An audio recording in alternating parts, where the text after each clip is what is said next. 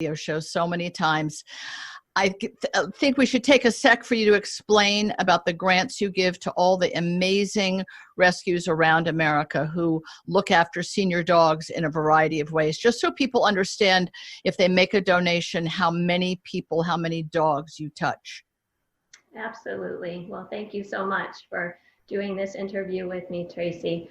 Gray Muzzle's vision is a world where no old dog dies alone and afraid, which after working with the organization for 5 years still makes me choke up when I say it. Me too. When you say it, I want to cry. I know, it just touches my heart.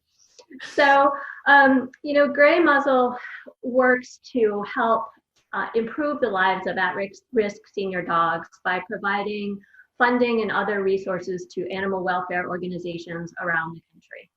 So we actually are in the process of making decisions about our grant awards this year. We've received about 300 applications from animal welfare organizations around the country that really want to work to help senior dogs who really find themselves most at risk in shelters around the country. So we don't have an endowment. The amount that we give out in grants every year is entirely dependent on how much we raise. So to date, in the last 11 years, we've given out about $2 million in grants. And it's amazing. It's so amazing. You've got to be so proud of that. We are. Last year, we gave out $419,000 in grants to 62 groups around the country, and we're really hoping that we can beat that this year. We're actually hoping, given the scope of the need and the challenges that we're facing right now in this country and in the world, we're hoping to make it to $500,000 in grants this year.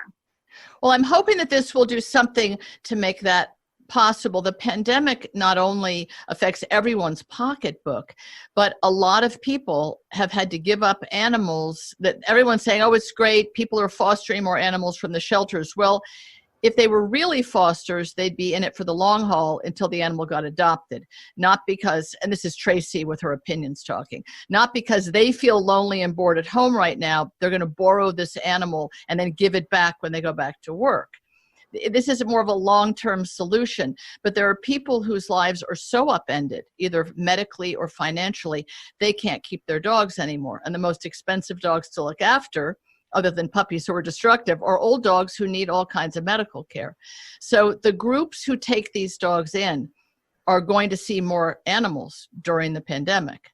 And they're going to need more help to take care of those dogs and find people who really want to give those dogs a great golden years or golden weeks or golden months, which I would love to have people learn from this, that you don't have to go to a shelter and temporarily foster a perfectly well dog. You could take in an old dog through one of the old dog, sort of parts of a shelter or a rescue, the ones that you support, and keep the dog and be supported by the organization. You could keep the dog and give it a great rest of its life. And I think this is a chance for people to think about something more than themselves. I think the pandemic has done that for people. Absolutely. That's what we're hoping. We're hoping that more people will step up and take senior dogs into their homes and open their hearts. Well, that's what I hope will happen. And they can go right to graymuzzle.org. Is that the correct website? Absolutely. It's Gray, Grey, Muzzle, MUZZLE.org. Excellent.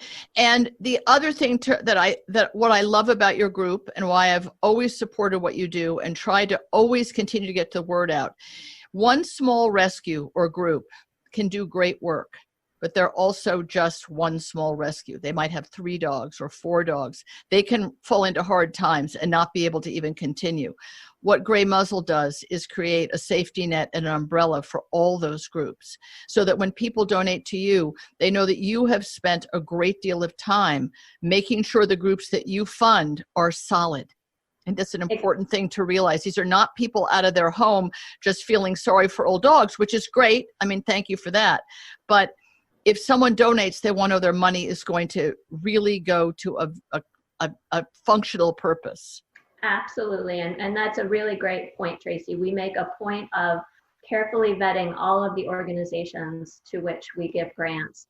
And we really put an emphasis on sustainability. We want to be sure that these organizations are committed to senior dogs for the long term. Yeah. That once our grant ends, that they will continue serving senior dogs and getting them into safe forever homes.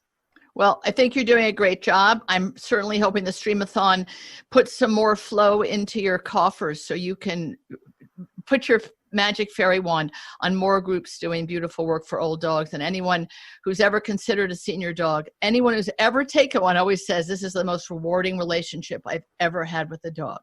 So I hope that other people will selfishly be unselfish and have that experience for themselves. And they can find the groups through Gray Muzzle. If you, on your website, you list them all where they are geographically, and you give people a way even to get in touch directly with those groups. Absolutely. There's lots of information on the website. I encourage everybody to check it out. Great. Thanks, Lisa. Thanks for being here. Thanks, everybody, for sharing the time with us and for sharing your however many shekels you can. And if you don't have money, at least consider a foster or adoption.